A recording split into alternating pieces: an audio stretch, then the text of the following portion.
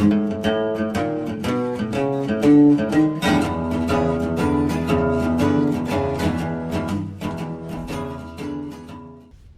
back in our study of the book of Proverbs. As we look at this passage today, we're going to be in Proverbs chapter 5, and we're going to be looking as Solomon challenges his sons. And we believe this was primarily written towards his sons, the future rulers of Israel. And he challenges them in their intimate relationships, with their husband-wife relationships, and with the dangers and the pitfalls that surrounded those. I think it's interesting that Solomon chose to do this so quickly in this book of writings because of his own issues that we're quite aware of in this regard. A man with over 300 wives and over 700 concubines. And as I read these passages, what really sticks out to me is the attitudes that drive the behavior. And I'm reminded of what James says when James said this. He said, you want to blame your sin on God. But sin doesn't start with God. God doesn't tempt anybody. James said sin starts in our mind. The missing of the target, the missing of God's plan for our life starts in our mind with a thought. And then the thought gives birth to ideas. And then the ideas give birth to actions. And the actions give birth to desires. And you can go and read that in James and read how James outlines what happens in our life. So on this topic today, it may not apply specifically to all of us, but the attitudes and the behaviors most definitely do. They certainly apply to me, and they would apply to anyone. Because remember this, Solomon has spent in chapters 1 through 4 outlining the behavior and the pursuit of wisdom. And he has defined how you find wisdom and where wisdom is available and what wisdom looks like. Now, in this passage, he begins to use the wicked. He uses that phrase a lot more in chapter 5, and he talks about the way of the wicked. And the way of the wicked specifically is opposite of the way of the one who chooses wisdom. And what I mean by that is the way of the wicked is completely self-serving. If you see it, you want it, you take it, you get it. Now, a lot of times we'll come up with a lot of excuses for that. Things like, I worked really hard, or things like, I didn't get this when I was younger, so now I deserve it now. Or things like, my family has this, and I'm the only one that doesn't, so therefore I'm getting it. I'm going to take what I want. And so Solomon challenges that idea very strongly here as we look at chapter 5. And he talks about discipline, self-discipline. He talks about controlling ourselves. And he talks about the value of others, whether or not that person thinks they're valuable or not, or whether or not that person is seen as being very valuable, that they each have value. And the way that we treat them defines our view of individuals. So we're going to kick it off, and we're going to go and read chapter 5, and we're going to read verses 3 through 6. He says, though the lips of the forbidden woman drip honey, and her words are smoother than oil, in the end she's as bitter as wormwood, and as sharp as a double-edged sword. Her feet go down to death, her steps head straight to Sheol. She doesn't consider the path of life, and she doesn't know that her ways are unstable. And the first thing here, remember this. Yes, Solomon is talking about intimate relationships, but remember that he also describes wisdom as a woman as well. So the picture here is of whether or not someone is self-serving or whether or not someone is seeking wisdom. So in this picture, this woman that he describes is the opposite of wisdom. And I want you to see how he describes her. Her words are smoother than oil, and her lips drip honey. Now, honey was obviously a very precious commodity, and oil was a precious commodity during Solomon's time. And so he's not only using them for their fragrance, he's not only using them for their worth, but he's using it to describe that this is the appearance of beauty. And I would tell you something. The idea of serving self gives the appearance of beauty. It gives a lot of good things. I mean, it sounds really good. And so in Solomon's day, he is describing this situation, and he is saying that you need to understand that the appearance of being self-serving, the appearance of seeking your own way is going to look really good. Now we know this, looks do not equal results. And that's what he describes. So he takes two things, the sweet and the smooth, and then he contrasts them. And look what he says. He says, in the end, she's as bitter as wormwood. You wouldn't eat wormwood, although you would eat honey. And as sharp as a double-edged sword. In other words, she's not smooth like oil. She's sharp and will cut you like a double-edged sword, in which the blade is on both sides. It's been sharpened on both sides, and is potentially a threat. And so as we look at this, I want us to see something here.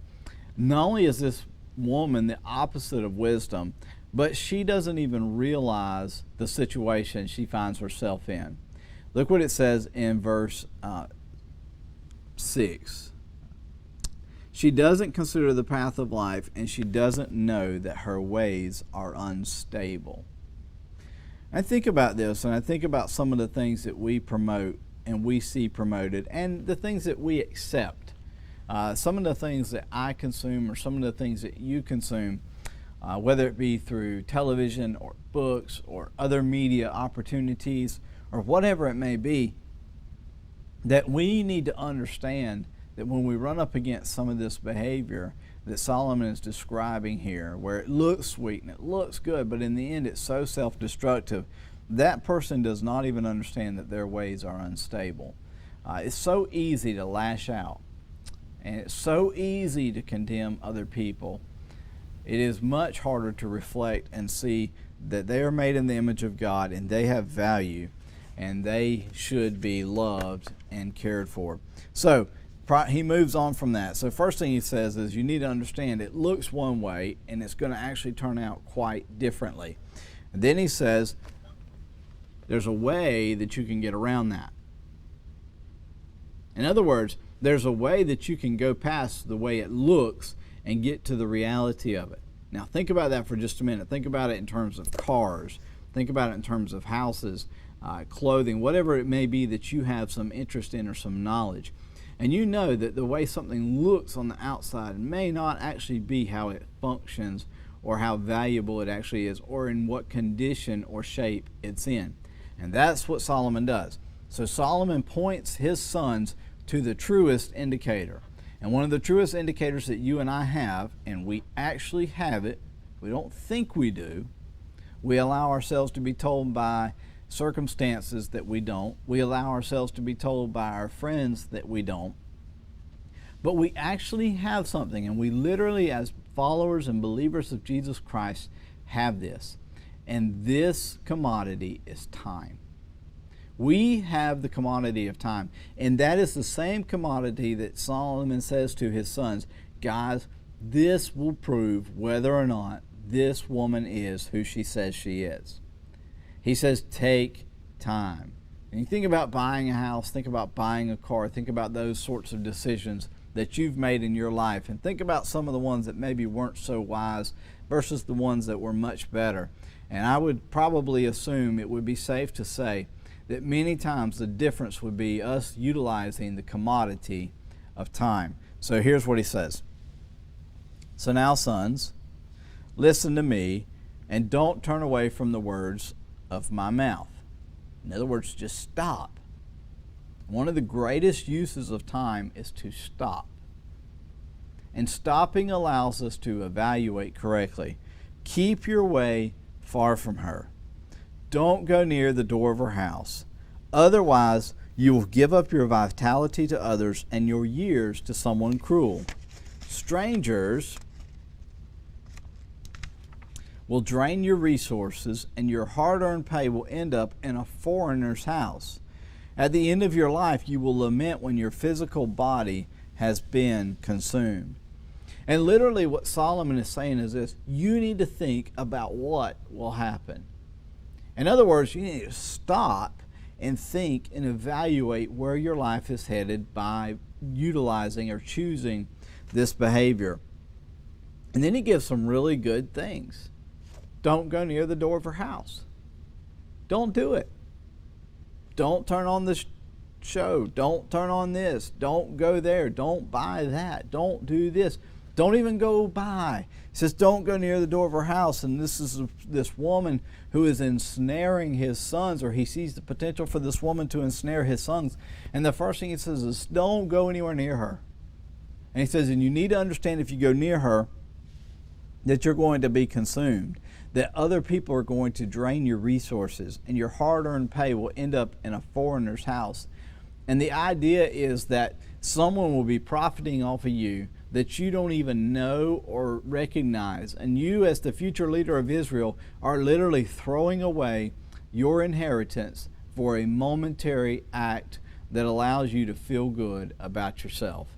And so Solomon's challenge is to think long term, to think about what the future holds, to evaluate, correctly evaluate what is coming in the future. He says if you don't, you're going to give up your vitality to others.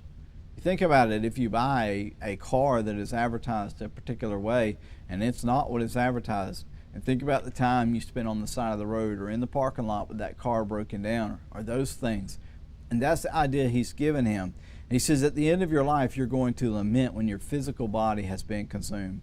You're going to look back. Your body is going to quit functioning as it used to. You're not going to have the same abilities that you used to. And you're going to look back and say, what did I give my life to? Well, the same is true of every other resource that you and I have. Our time, our energy, our money, our emotional health.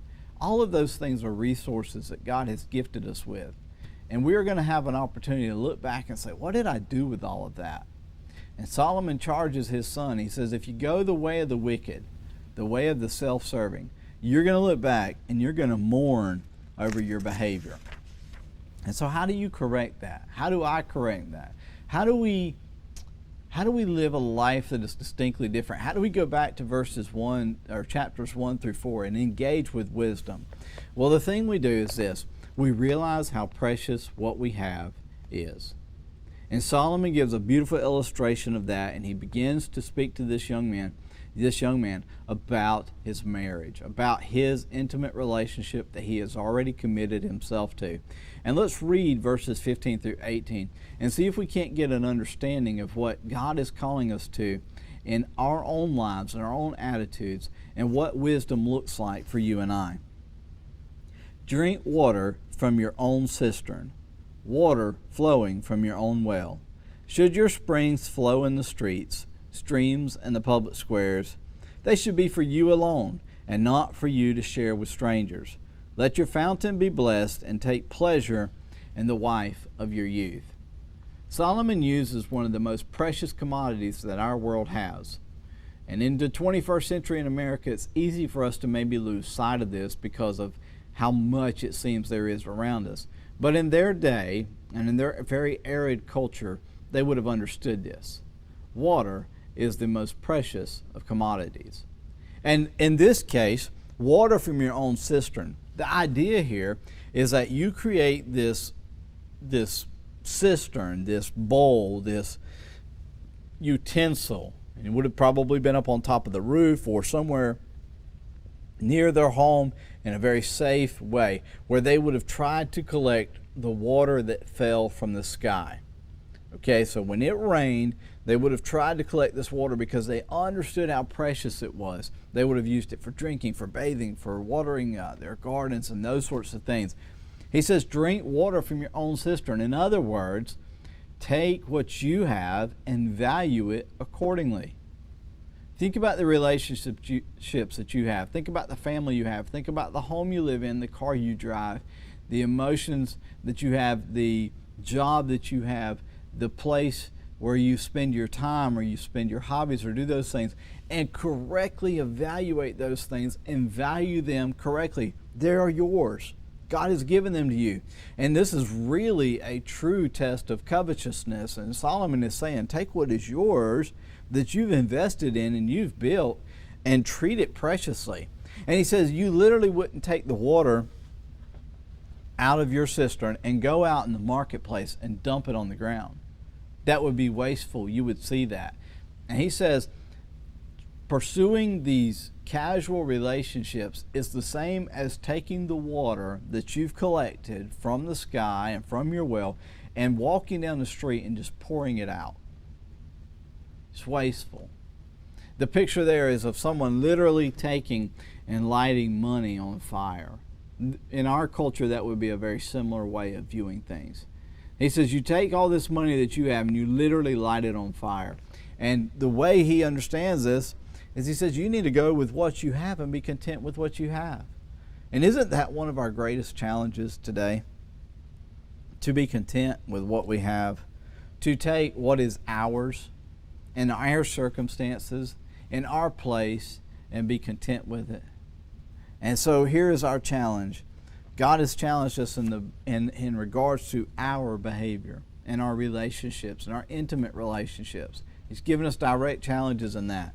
But within those direct challenges of our relationships come a lot of other challenges.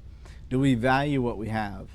I think of our church, and I think of our gathering, our local gathering that we have been accustomed to doing on Sunday mornings for many, many, many years. And I think about the fact that right now we're greatly limited in that number. And we're greatly limited in how we can do that and who can be here and who should be here and who wants to be here. And I wonder, have I correctly valued those Sunday mornings that we did have? And I have to look back and say I didn't. And maybe you can look back and say, well, maybe in my life I'm not valuing this correctly or that correctly. Solomon's challenge is for you and I to take what God has blessed us with and use it to the utmost to honor Him. God bless you. Thank you for joining us as we study through Proverbs.